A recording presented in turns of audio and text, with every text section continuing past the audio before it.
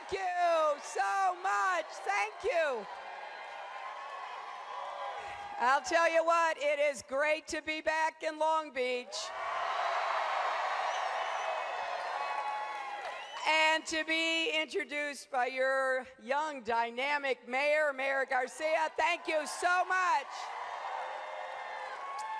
I also want to thank Lieutenant Governor Gavin Newsom for being here, State Senator Ricardo Lara, State Senator Kevin DeLeon, and I want to thank the entire Long Beach City College team led by President Oakley.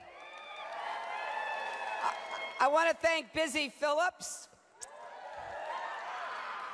Alice Goff, Eric Bauman, and Samantha Ronson. Thank you all for being with me. I got to tell you, according to the news, we are on the brink of a historic, unprecedented moment. But we still have work to do, don't we? We have 6 elections tomorrow, and we're going to fight hard for every single vote, especially right here in California.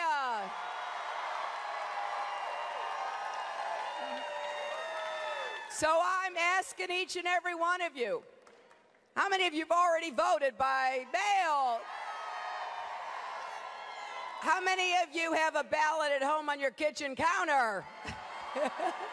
So you could send it in tonight, or even better, go to the polls tomorrow and take your family and your friends.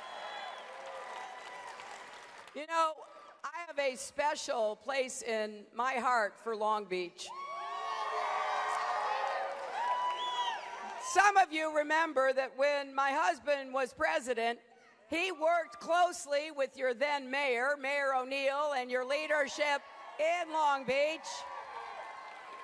He was a good partner for Long Beach as you began really moving into the future, revitalizing Long Beach. We are proud of what Long Beach has become, and I want to be a good partner for this city. I am so excited by all the progress that you've made here, and I know that we can do even better. I'm a progressive who likes to get things done. So here's what I want to get done: more good jobs with rising incomes, more jobs in infrastructure, our roads, our bridges, our tunnels, our ports, our airports, our water systems. I want us to bring manufacturing back, and if we make it here in America, we will put people back to work, and we should, because we often invent it, so why have it made somewhere else? We can use that great port here to be exporting as well as importing. And we're going to fight climate change. I have a plan to install 500 million more solar panels by the end of my first term, and enough clean, renewable energy to power every home by the end of my second term. We're going to have the leading number of clean, renewable energy jobs, because some country is going to be the clean energy superpower. I think it's going to be either China, Germany, or us. I want it to be us, don't you? In addition to growing the economy, we're going to make it fairer. We're going to raise the national minimum wage like you've done here in California. We're going to do more to help small businesses that create most of the new jobs in America. And we are finally going to guarantee equal pay for women's work.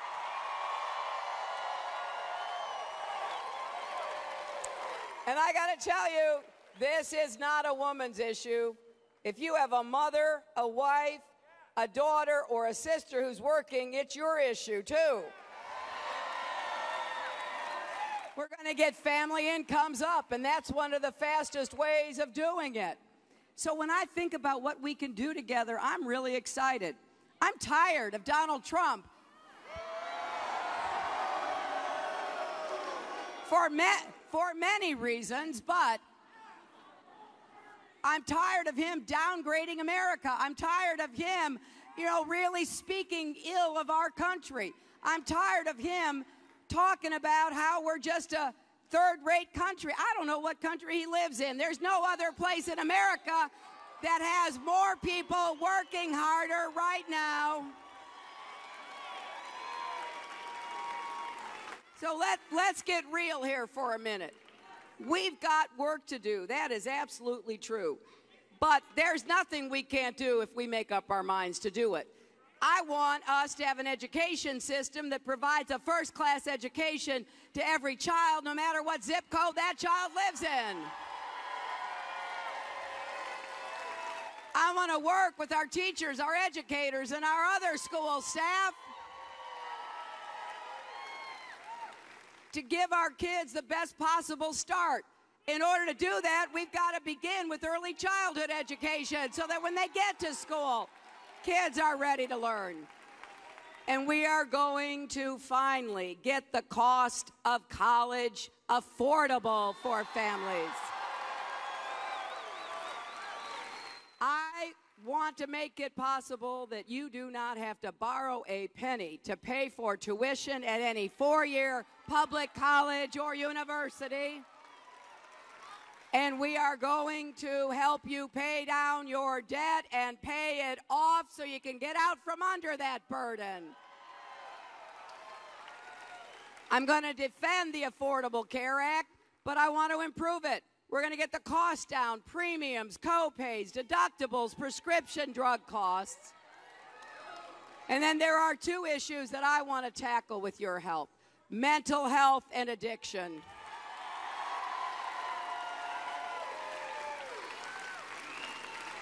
I've met too many people traveling the country over this past year who have told me the stories of their mental health challenges or of someone in their family or a loved one.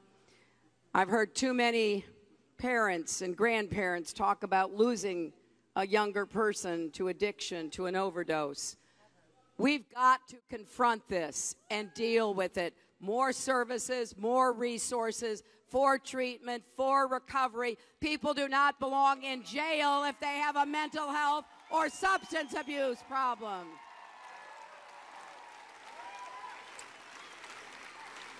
Now, when you talk about what most people are concerned with, it comes down to their families, their lives, their futures. So that's why jobs is number one, education and health care. But we've got more work to do besides that. I'm going to introduce, in my very first days as president, comprehensive immigration reform with a path to citizenship.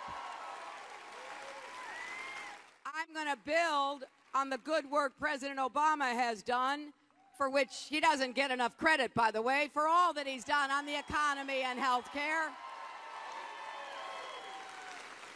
But in particular, I'm going to build on the work he started with criminal justice reform and ending over-incarceration. We're going to provide more diversion programs, more second chance programs. I'm also going to do everything I can to defend a woman's right to make her own health care decisions.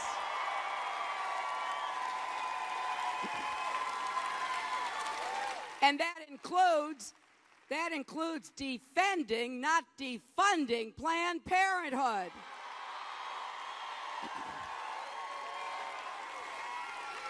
And I will defend marriage equality and work against discrimination.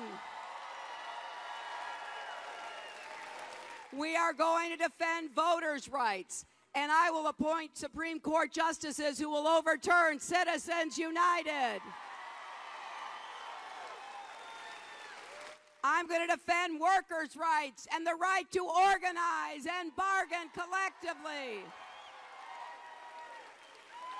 And I am going to take on the gun lobby for common sense gun safety reforms.